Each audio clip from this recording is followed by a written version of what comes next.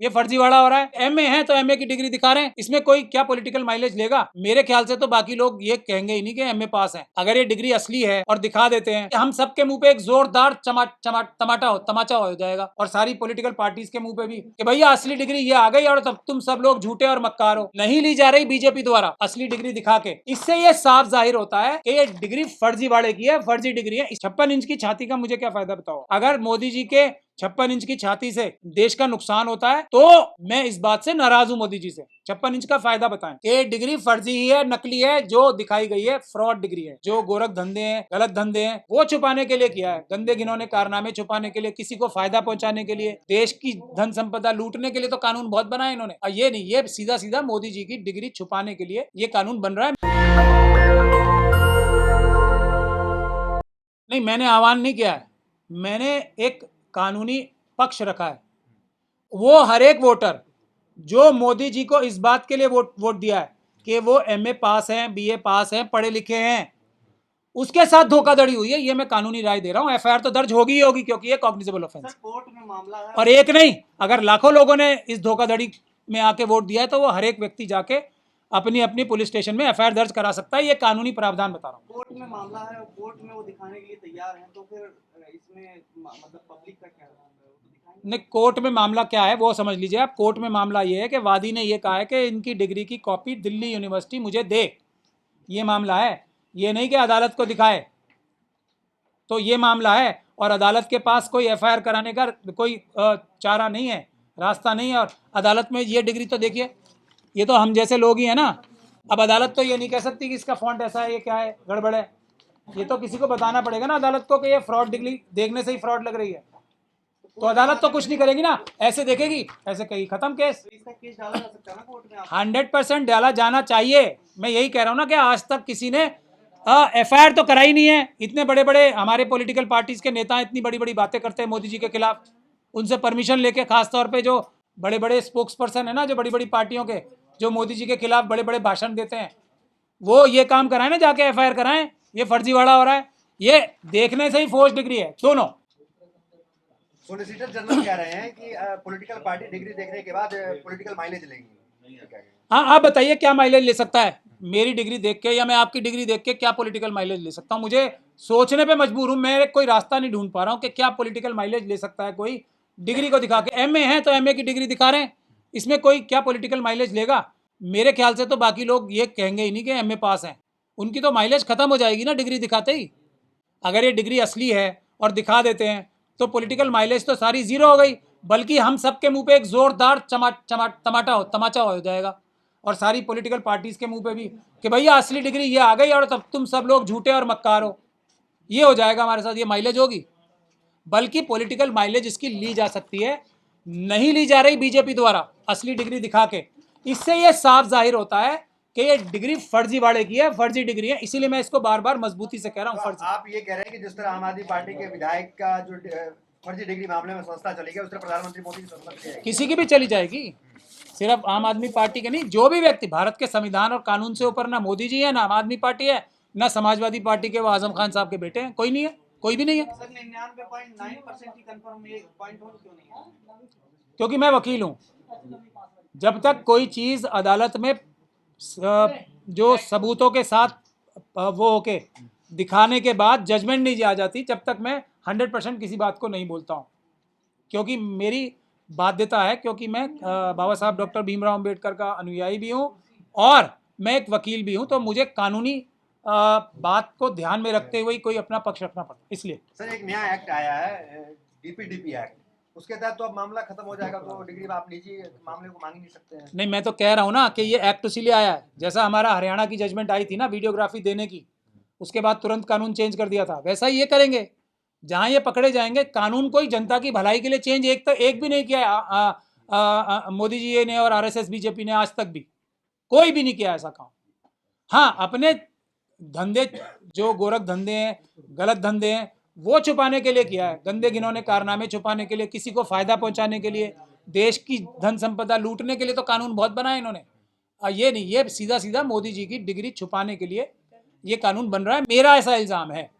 लेकिन डिग्री का करेंगे क्या? ये मोदी के कान देखिए, 56 इंच के सीना है उनका। मैं क्या करूंगा? मैं क्या करूंगा? मैं पहले जाके एफआईआर मैं ही कराऊंगा, ये फर्जीवाड़े की डिग्री है। तो क्या मैं ही कराऊंगा। ये मोदी पर केस करेंगे? अगर मैं ये भी मैं टाइम दे रहा हूँ हमारे देश के सभी बड़े बड़े पॉलिटिकल पार्टीज को कि वो करें। वो तो इतने बड़े बड़े नेता हैं, वो नहीं करेंगे तो अल्टीमेटली मैं तो एफआईआर करूंगा इस पे। मैं ये भी आपके माध्यम से ऐलान करना चाहता हूँ। आज आपने अच्छा सवाल पूछा। 56 इंच की छाती का मुझे क्या फायदा बताओ? अगर विश्व गुरु बन रहा है देश, आपको फायदा नहीं है इसका? नहीं, देश नहीं बन रहा ना मोदी जी। बताइए। मोदी जी के कुछ बनने ना बनने से देश का नुकसान या फायदा होता है, वो मेरे लिए महत्वपूर्ण है। अगर फायदा होता है तब महत्वपूर्ण है मोदी जी। अगर मोदी जी के 56 इंच की छाती से देश का नुकसान होता है तो मैं इस बात से नाराज हूं मोदी जी से। 56 इंच का फायदा बताएं। उन्होंने बॉक्सिंग मैच किया था क्या किसी से जाके? जी जिनपिंग से बॉक्सिंग मैच करना है हमें? तो किन किन धाराओं पर पीएम मोदी पर मुकदमा दर्ज? मैंने बताया ना, फर्जी डॉक्यूमेंट बनाने का और धोखाधड़ी करने का, चीटिंग करने का मुकदमा तो साफ तौर पे बनता है। और मैं आगे बात नहीं बता रहा हूँ इसके, अगर ध्यान से इसको स्टडी किया जाए तो एक एक पैसा जो मोदी जी के कलम से जो निकला है, पीएम केयर फंड में जितना पैसा आया है, ये सब क्योंकि कानून ये है ना, जिस चीज़ की बुनियाद नहीं होती उसके ऊपर जितनी भी मंजिलें बनती हैं वो सब खत्म होती हैं अगर बुनियाद ही गलत हो तो मोदी जी की जब इलेक्शन ही गलत हो जाएगा तो उसके बाद जो उन्होंने इलेक्शन की वजह से जितने भी काम किए होंगे वो सब फर्जीवाड़े वाले काम हो जाएंगे, यानी कि उनका कोई इफेक्ट नहीं रह जाएगा। ऐसा बात जो है सुप्रीम कोर्ट के द्वारा कानून और लॉ सेटल हुआ हुआ। क्या कांग्रेस नेता अजय राय को कोर्ट जाना चाहिए? अब तक क्यों नहीं गए? आपको ये क्यों नहीं पूछना चाहिए? अब तक सिर्फ मुंह दिखाई हो रही है, मतलब आवाज उठानी है। ये काम आवाज उठाने का तो भाई लोगों आपका है, ईमानदार पत्रकारों का। जो क्रिमिनल मीडिया है उनका काम है गुणगान करने का और आपका काम है इंसाफ और सच्चाई की बातें बताने का। ये अजय राज जी कहाँ से आ गए? ये वो क्या चीफ इंफॉर्मेशन ऑफिसर हैं देश के? इन्फॉर्म कर दिया, चैनल खोल लेना कांग्रेस पार्टी फिर एक, अगर अजय राज जी यही काम करना चाहते हैं, आंदोलन करना चाहिए। प्रधानमंत्री मोदी ने कई इंटरव्यूज में खुद कहे हैं कि हम जो है मेरी शिक्षा जो है स्कूली शिक्षा प्राप्त है, तो उसको कैसे देखते हैं? वीडियो में तो वो खुद कह चुके हैं कि मैं स्कूली शिक्षा में सिर्फ। मैं तो इसीलिए तो कह रहा हूँ, मैं इस बात को अब दावे के साथ 99.9% इसीलिए तो कह पा रहा हूँ इन सब बातों की बुनियाद पे कि डिग्री फर्जी ही है, नकली है, जो दिखाई गई है फ्रॉड डिग्री है। अब कोई और ये बात क्यों नहीं कह रहा मेरी समझ में नहीं आती। आप एक डिग्री को लेकर बात कर दो। अच्छा, प्रधानमंत्री को इतनी सारी डिग्रियों के ऑफर्स आए उनको सम्मानित करने के, डॉक्टरेट तक की डिग्री से उनको सम्मानित करना चाहती थी यूनिवर्सिटीज, लेकिन उन्होंने नहीं लिए। और आप यहाँ 1-2 डिग्रियों की बात कर रहे हैं, वो भी बीए की। मैं तो कानून की बात कर रहा हूँ। लगाई उन्होंने वो कोई डिग्री नहीं है, लगाई तो ये दोनों है ना। मैं तो कानूनी व्यक्ति हूँ, कानूनी बात। उनको डिग्रियों का लालच नहीं और ना ही जरूरत है उनको डॉक्टरेट। कोलंबिया ने उन्हें यहाँ लिखा क्यों है? यहाँ लिखा क्यों है? हाँ, हार्वर्ड ने ऑफर की थी उन्होंने। मैं आपको क्या कह रहा हूँ, यहाँ लिखा क्यों है? हार्वर्ड तो किसी को भी डिग्री दे सकती है, कोई भी। अगर वो देश के प्रधानमंत्री ना हो तब हार्वर्ड क्या कोई भी देश की यूनिवर्सिटी उनको कौन सी डिग्री देगी? ये मुझे बताओ, सोच के आओ। ये तो प्रधानमंत्री के पद पे बैठा हूं मैं, तो ट्रम्प साहब भी उनको हार्वर्ड क्या किसी भी ऑक्सफोर्ड की या किसी भी, अब मेरे ख्याल से तो हार्वर्ड और ऑक्सफोर्ड दुनिया की सबसे अच्छी यूनिवर्सिटीज़ नहीं है, कोई भी यूनिवर्सिटी दे देगी प्रधानमंत्री के पद को। अगर प्रधानमंत्री या चीफ मिनिस्टर के पद पे नहीं है वो, तब उन्हें कौन सी डिग्री मिलेगी वो बताओ। आप कौन सी डिग्री देते हो उन्हें? मुंह खोलते हैं तो पता लग जाती है उनकी सारी डिग्रियां, मुंह खोलते ही ऐसे ही। इसीलिए औरंगजेब का मुद्दा सामने लाया गया, इसीलिए तो औरंगजेब की डिग्रियां तलाशी जा रही हैं। सर इतने मुश्किल वक्त में 1978 में प्रधानमंत्री मोदी ने डीयू से डिग्री ली, वो वक्त जब इमरजेंसी का वक्त हुआ करता था, तो इसमें आप सवाल उठा रहे हैं, तो उन पे सवाल नहीं उठता कि मुश्किल वक्त में प्रधानमंत्री जो है डीयू जाकर पढ़ाई करते थे? हाँ वही तो, वो एक टाइम में कई ये देखो, अगर ये जो वो गुण अपने लिए इस्तेमाल करते हैं ना, अगर देश के फायदे के लिए ये वाले गुण इस्तेमाल करें कि एक टाइम पे वो कई जगह हो सकते हैं, बिना ईमेल बने इजाद हुए इंटरनेट के वो ईमेल भेज सकते हैं। ये सब जो उनके पास गुण है ना, 56 इंच की छाती से तो कुछ नहीं हो रहा। ये जो जादुई उनके पास शक्तियां हैं, इनका दिव्य शक्तियां जो, उसका प्रयोग करें ना। चाइना से जमीन, जो सुब्रमण्यम स्वामी साहब कह रहे हैं, मैं तो ये कह रहा हूँ सुब्रमण्यम स्वामी साहब को अपनी दिव्य शक्तियों का प्रयोग करके चुप ही करा दें। मतलब देश की इतनी बेइज्जती तो ना कराएं कि प्रधानमंत्री को रोज बोला जा रहा है कि वो चाइना से डरते हैं। रोज सुब्रमण्यम स्वामी जी का मैं इंटरव्यू देख रहा हूँ। मतलब अरे भेजा तो अब जेल तो भेज सकते हैं कि झूठ बोल रहे हो तुम, 1 इंच भी जगह नहीं गई है, क्यों नहीं भेज रहे हैं? और वही बात डिग्री पे लागू होती है, क्यों नहीं हम सबको जेल भेज रहे हैं कि मेरी तो डिग्री असली है? अजय राज जी को क्यों नहीं जेल भेज रहे? कौन है? औरंगजेब है, शिवाजी महाराज है? कौन? आपका आइडियल कौन है? देखो ये 2 परिवारों का मसला है। मैं जो हमारे बुजुर्ग थे जिस परिवारों की तरफ थे वो भी कई सौ साल पहले था, शिवाजी भी उस टाइम कई सौ साल पहले थे। दो बहादुर लोगों की लड़ाई थी, दोनों एक दूसरे की रिस्पेक्ट करते थे। तो बहादुर कह रहे हैं आप? मैं आप दोनों शिवाजी भी और वो भी। हालांकि छोटी फौज वाला मेरी नज़र में थोड़ा सा ज़्यादा बहादुर होता है। जैसे आज मोदी जी मेरे यहाँ ऑफिस में, अमित शाह जी ने रेड कराई 200 लोगों की, तो बहादुर मोदी जी हुए, मैं हुआ, ज़्यादा बड़ा बहादुर मैं हुआ। तो औरंगजेब भी बहादुर थे और ये शिवाजी भी बहादुर थे। ज़्यादा बहादुर शिवाजी को इसलिए कहा जा सकता है क्योंकि उनकी फौज छोटी थी, फिर भी वो लड़ रहे थे, चैलेंज कर रहे थे। तो ये तथ्यात्मक रूप से बात है। लेकिन औरंगजेब बहादुर नहीं थे ऐसा कोई बेवकूफ़ आदमी बोल सकता है, क्योंकि वो बहुत। अरे कह रहे हैं औरंगजेब का महिमा मंडन करने वाले को पाकिस्तान भेजा जाए, जेल में डाला जाए। अब देखो, जब औरंगजेब साहब का राज था और आप सब लोग कैमरा लेके पेड़ के पीछे छुप के वीडियो बनाते थे, है ना? और मोदी जी और उनके सारे सहयोगी आरएसएस और बीजेपी के पेड़ के पत्तों के पीछे छुप के जनेऊ चलते हुए देखते थे। कौन था बहादुर और कौन था बुज़दिल? अब ये बताओ मुझे, अगर ऐसी बात करना चाहते। मैं आपसे क्या कह रहा हूँ, ये इतिहास और ये ना इतिहास तथ्यात्मक रूप से बात करनी चाहिए। ये पेड़ के पीछे छुप के कौन जनेऊ जलाते हुए देख रहे थे? और जनेऊ से क्या प्रॉब्लम थी? जनेऊ तो मैं अपने घर में बनाऊं और रोज जलाऊं। अगर मुझे शौक ही है कि धागों से हाथ सेकने का तो मैं भी कर सकता हूं। जनेऊ का क्या, जलाने से क्या फायदा हो रहा है किसी को? मतलब इससे क्या होता है? जनेऊ जलाने से क्या फायदा? हाँ ये बोलो ना आप, ये कहाँ बोल रहा है कोई? वो तो जनेऊ जलाने की बात हो रही है। ये बताओ आप मुझे, ये बोल रहा है कि किसी व्यक्ति को जलाया मारा, वो बताओ। फिर वही आप ये कहाँ बोल रहा है? यही है आरएसएस और मनुवादी मानसिकता के लोगों का। इशारा कुछ करेंगे, बोलेंगे कुछ। भाई जनेऊ जलाने से क्या हो रहा है? जनेऊ तो एक धागा होता है, वैसे ही बाजार में मिलते हैं आराम से धागे, लो और खूब जलाओ अगर किसी को धागा ही जलाने का शौक हो रहा है। योगी आदित्यनाथ कह रहे हैं कि औरंगजेब की तारीफ करने वाले को यूपी भेजो, उपचार कर देंगे हम, इलाज कर देंगे उसका। नहीं मैं कर रहा हूँ ना, और मैं पड़ोस में ही यूपी जाऊंगा भी, कर ले मेरा इलाज। मैं कोई और नहीं हूँ, मेरा इलाज करें। मैं कर रहा हूँ तारीफ औरंगजेब की। अबू आजमी के रास्ते चलने लगे। फिर अबू आजमी के रास्ते में नहीं चल रहा मैं, बुज़दिल। मैं बात सुनो, बात सुन लो आप। एक बात जो है जेन्युइन, मैंने पहले भी बताई है कई बार, 1 2 3 खासियतें हैं मोदी जी और अमित शाह साहब में।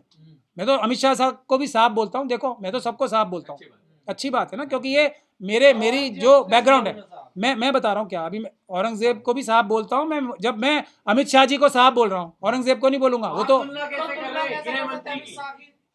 देखो, औरंगजेब बिल्कुल गृह मंत्री जी से बहुत बड़े आदमी, इसमें कोई शक और शुबे की गुंजाइश है ही नहीं। वो हेड ऑफ द स्टेट थे, ये नंबर 2 है। ये आप बात समझो ना, मैं भारत की तरफ से बात कर रहा हूँ, मैं कोई ये फर्जीवाड़े वाली लोगों की नहीं। और जब एक खासियत तो सुन लो इन दोनों की, कभी कभी तो खासियत बताता हूँ मैं। ये इनके पास वो है, मतलब जो रंग उतारने का जो वो होता है ना, एक सॉल्यूशन होता है। कितना भी गाढ़ा से गाढ़ा रंग हो, उतारने का एक सॉल्यूशन होता है बढ़िया, उसको क्या कहते हैं मुझे याद नहीं है, कुछ कहते हैं उसे। वो है इनके पास। जो भी व्यक्ति मेकअप करके आता है ना बहादुरी का, गाढ़े से गाढ़ा, ये उसको यूं डाल के 1 मिनट में उतार। इनके सामने बहादुर वही रह सकता है जो जेन्युइनली बहादुर हो। तो जो व्यक्ति, किसी ने, डॉक्टर ने नहीं कहा था किसी से कि औरंगजेब की तारीफ करो तुम, किसी ने जाके प्रदर्शन नहीं किया था उनके घर के बाहर किसी के कि आप औरंगजेब साहब की तारीफ करो। उन्होंने की थी तो वो बहादुर नहीं निकले, 1 मिनट में माफी मांग ली उन्होंने। अब मैं भी तो कह रहा हूँ, मेरी बात सुनो आप सब लोग ध्यान से, मैं ध्यान से सुनो। मुझसे माफी सिर्फ सच्चाई और ईमानदारी से कोई मंगवा सकता है, मेरी गलती बता के। अभी तक दुनिया में पैदा नहीं हुआ कोई मुझसे माफी मंगवाने वाला, गलत माफी मंगवाने वाला। अगर कोई मैं बात कह रहा हूँ, मैं कह रहा हूँ ना, मेरी बात सुनो आप। माफी मंगवाने के लिए मैं 4-5 आपको सेंटेंसेस बता रहा हूँ। मुझसे माफी इस बात के लिए मंगवाएं। मैं पहली बात क्या कह रहा हूँ कि जब तक बाबर, अभी मैं अलाउद्दीन खिलजी जो इनसे भी बड़े थे मेरी नज़र में, उनकी तो बात ही नहीं कर रहा हूँ एक एस्पेक्ट पे, और मैं इन सब की बुराई भी करूंगा अभी आपके सामने, जो मैं उनकी बुरी बात मानता हूँ।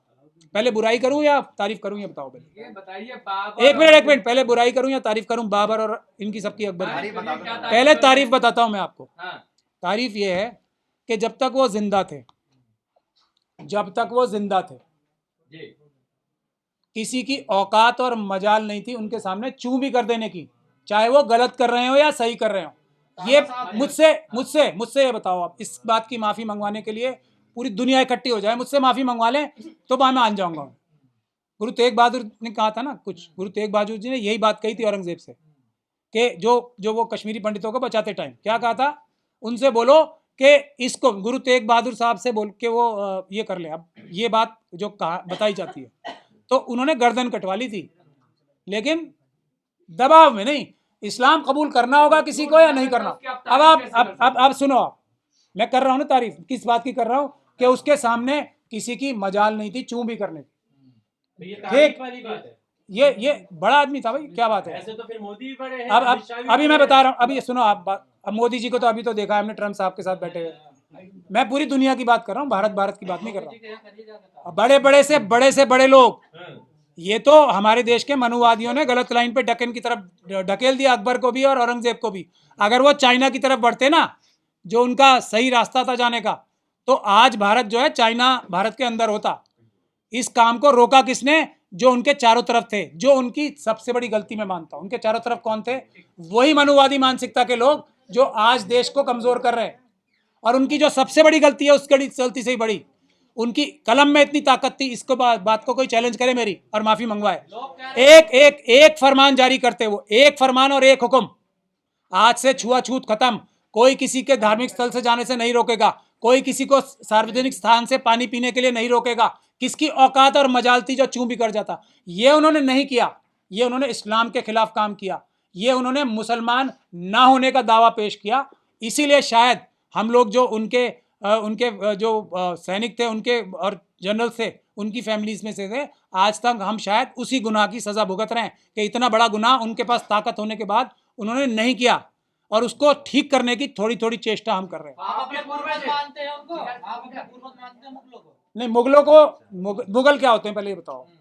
मुगल हुमायूं, अकबर, औरंगजेब, शाहजहां, अब पता है नहीं ना किसी को। मुगल्स जो हैं ये मिक्सचर है तुर्किश ट्राइब्स का और जो मंगोल ट्राइब्स थी उनका। नेशनल दस्तक की आपसे गुजारिश है कि अगर इसको बचाना चाहते हैं तो नेशनल दस्तक को सब्सक्राइब करने के लिए रेड कलर के सब्सक्राइब बटन को दबाएं, फिर बेल आइकन की घंटी दबाएं। नेशनल दस्तक को बचाने के लिए बहुत जरूरी है कि हर खबर को शेयर करें, लाइक करें, कमेंट जरूर करें।